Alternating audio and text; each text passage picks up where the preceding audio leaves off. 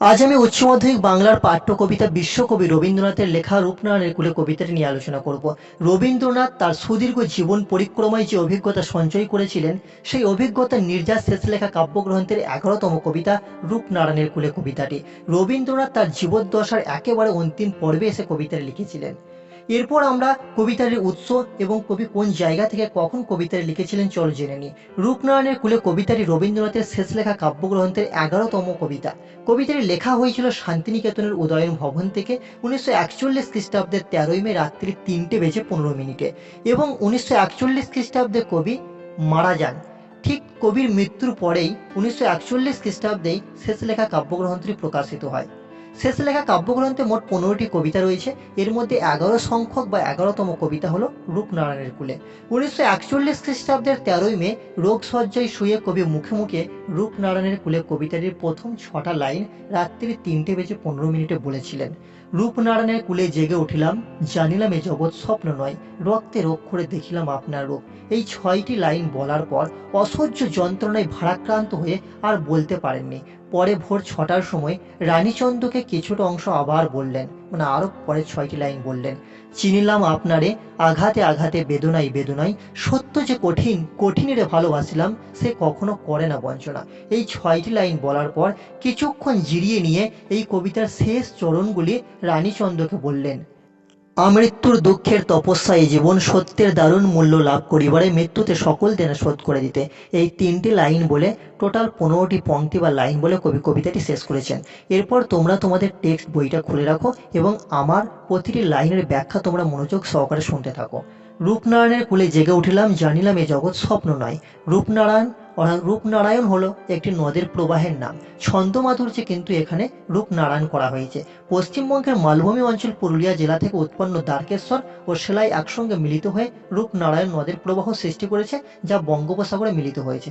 এরপর দেখো এই রূপনারায়ণের কুলে বলতে কবি কি বুঝিয়েছেন। অর্থাৎ আপাত দৃষ্টিতে রূপনারায়ণ নদীর তীরভূমি বলে মনে হলেও এর অন্তরালে কবির জীবনের অভিজ্ঞতার দর্শনকে কিন্তু ইঙ্গিত করা হয়েছে।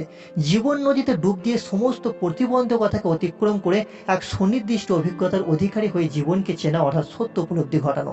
কুল বলতে তীর বা তটকে বোঝানো হয়েছে। তটে পৌঁছাতে গেলে বহুবিধ অভিজ্ঞতা ও আশঙ্কার সম্মুখীন হতে হয়। জীবনের ক্ষেত্রে তেমনই একটা উত্তীর্ণ হওয়ার প্রচেষ্টা থাকে এবং অভিজ্ঞতার সঞ্চয় ঘটে। রবীন্দ্র জীবনের আত্মোপলব্ধির তটে উত্তরণ প্রসঙ্গেই এ কথার অবতারণা করা হয়েছে। কবি রূপনারায়ণের কুলে অর্থাৎ এই রূপময় পৃথিবীতে জীবনের অন্তিম মুহূর্তে জেগে উঠেছেন।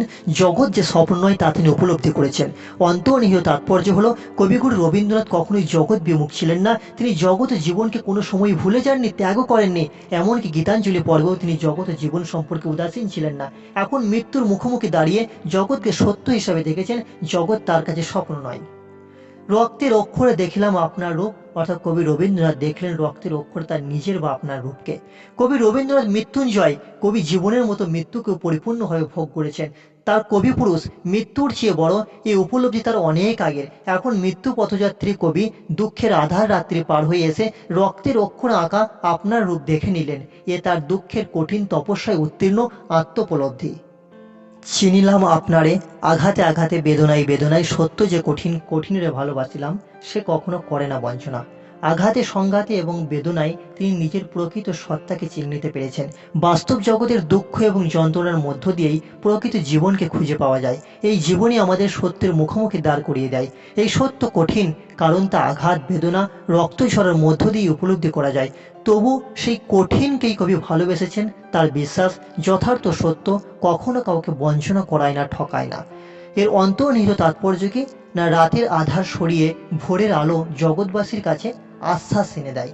কারণ আধার রাত্রি হচ্ছে আমাদের কাছে স্বপ্নের জগৎ, কিন্তু যখন সেই আধারের অবসান হয়ে পরের দিন সকালে সূর্যের উদয় ঘটে, তখন কিন্তু তা আমাদের কাছে বাস্তবে পরিণত হয়। সে দেখায় পৃথিবীর বাস্তব রূপ, সত্য রূপ। সত্য কঠিন, কারণ অনেক দুঃখ তপস্যা উত্তীর্ণ সিদ্ধি। তবু ওই কঠিনের আমরা ভালোবাসি, ভালোবাসি বলেই আমরা ওই কাঠিন্যের জন্য সবকিছু দুঃসহ কাজে হাত দিই।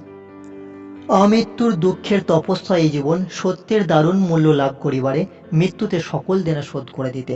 অর্থাৎ জীবনভর দুঃখের তপস্যা চলতেই থাকে যতক্ষণ না মৃত্যু হচ্ছে। দুঃখের তপস্যায় সত্যের দারুণ মূল্য দিয়ে জীবনের সকল দেনা শোধ করে কবি মৃত্যুর হাতে নিজেকে সম্পূর্ণ সমর্পণ করতে প্রয়াসে। অর্থাৎ কবি বোঝাতে চেয়েছেন যে অনেক দুঃখ কষ্ট আঘাত বেদনার মধ্য দিয়ে কঠিন সত্যের উপলব্ধি হয়। জীবনভর চলে দুঃখের তপস্যা, দুঃখের তপস্যায় সত্যের দারুণ মূল্য দিয়ে জীবনের সকল দেনা চুকিয়ে কবি মৃত্যুর হাতে নিজেকে পরম নিশ্চিন্তে সঁপে দিতে চান। কবিতাটির আলোচনার পরিপ্রেক্ষিতে আমরা এই সিদ্ধান্তে উপনীত হতে পারি যে, বা কবিতাটির ভাববস্তু এরকম বলা চলে, মানুষের জীবনে রাত্রি আর দিন ব্যক্তি বিশেষে নানা তাৎপর্য বহন করে। রূপনারায়ণের কুলে কবিতাতে এমনই এক তাৎপর্যের প্রকাশ আমরা লক্ষ্য করেছি। নিদ্রোত্থিত কবি রাতের ঘুম, স্বপ্ন, অন্ধকার কুহেলিকা থেকে বের হয়ে দিবালোকে যে দৃশ্যমান চলমান জগৎকে দেখেছেন বা দিনের বেলায় যে জগৎকে দেখেছেন তা তার কাছে চূড়ান্তভাবে কাম্য। কারণ রাত্রির পটভূমিতে বা রাত্রে আমরা যা দৃশ্য দেখি তা সম্পূর্ণ মিথ্যা এবং মানুষকে তা নানাভাবে প্ররোচনা করে, মানুষকে নানাভাবে ঠকাই বা বঞ্চিত করে। আর দিন তার সম্পূর্ণ বিপরীত। এভাবে কবি উপলব্ধি করেছেন বিশ্ব প্রকৃতির এক চরম সত্য, যার মূল্য অপরিসীম। কবি এই জন্য প্রকৃতির কাছে এতই ঋণী যে তা শোধ করার জন্য মৃত্যুবরণকে একান্ত অদ্বিতীয় পন্থা বলেই মনে করেন। এই আলোচনার শেষেও যাদের কবিতাটি বুঝতে অসুবিধা হচ্ছে বা অসুবিধা রয়েছে, চলো এই কবিতাটি কিছু ছোট প্রশ্ন আলোচনার মাধ্যমে আমরা প্রতিটা ডাউটকে ক্লিয়ার করে নিই। প্রথম যে প্রশ্নটি রয়েছে, রূপনারায়ণের কুলে কবিতাটি যে কাব্যগ্রন্থ থেকে নেওয়া হয়েছে সেই কাব্যগ্রন্থের নাম কি? সঠিক উত্তর হবে শেষ লেখা। রূপনারায়ণের কুলে কবিতাটি মূল কাব্যগ্রন্থের কততম কবিতা? না 11 সংখ্যক কবিতা। রূপনারায়ণের কুলে কবিতাটি লেখা হয়েছিল কখন? না 1941 খ্রিস্টাব্দের 13ই মে। রূপনারায়ণের কুলে কবিতাটি রবীন্দ্রনাথ লিখেছিলেন কোথা থেকে? শান্তিনিকেতনের উদয়ন ভবন থেকে। কবি রবীন্দ্রনাথ জেগে উঠেছেন কোথায়? না রূপনারায়ণের কুলে। রূপনারায়ণের কুলে কবিতায় রূপনারায়ণ হলো রূপময় জগৎ সংসার। রূপনারায়ণের কুলে জেগে ওঠা বলতে এই কবিতায় বোঝানো হয়েছে বাস্তব জীবনবোধে উন্নীত হওয়া। রূপনারায়ণের কুলে জেগে উঠলাম জানিলাম, কবি কি জানলেন? কবি জানলেন এই জগৎ স্বপ্ন নয়। রূপনারায়ণের কুলে কবিতায় যে অক্ষরের কথা বলা হয়েছে তা হলো রক্তের অক্ষরের কথা বলা হয়েছে। কবি রবীন্দ্রনাথ নিজের রূপ দেখেছিলেন কিভাবে? না রক্তের অক্ষরে। রক্তের অক্ষরে কবি রবীন্দ্রনাথ দেখেছিলেন, উত্তর হবে আপনার রূপ। দেখিলাম আপনার রূপ, কিসে দেখলেন? না রক্তের অক্ষরে। চিনিলাম আপনারে, কবি নিজেকে কিভাবে চিনেছিলেন? না আঘাতে আঘাতে বেদনায় বেদনায়। কবি রবীন্দ্রনাথের কাছে সত্যের স্বরূপ কিরকম? সত্যের স্বরূপ হচ্ছে কঠিন। পরের প্রশ্ন, রূপনারায়ণের কুলে জেগে উঠে কবি ভালোবাসলেন, সঠিক উত্তর হবে কঠিনকে। কঠিনে ভালোবাসলাম, কবি কঠিনকে ভালোবেসেছেন কারণ কি? কারণ সে কখনো বঞ্চনা করে না। পরের প্রশ্ন, জানিলাম এই জগৎ কি? না এই জানিলাম এই জগৎ স্বপ্ন নয়। পরের প্রশ্ন, সে কখনো করে না, কি করে না? না বঞ্চনা করে না। সে কখনো বঞ্চনা করে না, সে বলতে বোঝানো হয়েছে সত্যকে। আমৃত্যু দুঃখের তপস্যা কি? না আমৃত্যু দুঃখের তপস্যা হলো এই জীবন। এগুলো ছিল ছোট ছোট প্রশ্ন। এই প্রশ্নগুলি কিন্তু পরীক্ষায় বারবার ঘুরিয়ে ফিরে আসে। এরপর এখান থেকে যে বড় প্রশ্নগুলো আসে, যাই লাইন তুলে প্রশ্ন আসুক না কেন, এই কবিতার মূল ভাববস্তু বা মূল বিষয় সংক্ষেপটা লিখে দিলেই কিন্তু তোমরা 5-এর মধ্যে অবশ্যই 4.5 4 পেয়ে যাবে। দেখো প্রশ্নগুলো এই লাইন তুলে এভাবে আসে, রূপনারায়ণের কুলে জেগে উঠিলাম, কবির এই জেগে ওঠার তাৎপর্য আলোচনা করো। বা জানিলাম এই জগৎ স্বপ্ন নয়, কবির এই মন্তব্যের তাৎপর্য লেখো। বা রক্তের অক্ষরে দেখিলাম আপনার রূপে, এই মন্তব্যের মধ্যে কবি কি বোঝাতে চেয়েছেন? বা চিনলাম আপনারে, কে কখন কিভাবে নিজেকে চিনেছেন, এর ফলে তার মধ্যে যে প্রতিক্রিয়া হয়েছিল তার নিজের ভাষায় লেখো।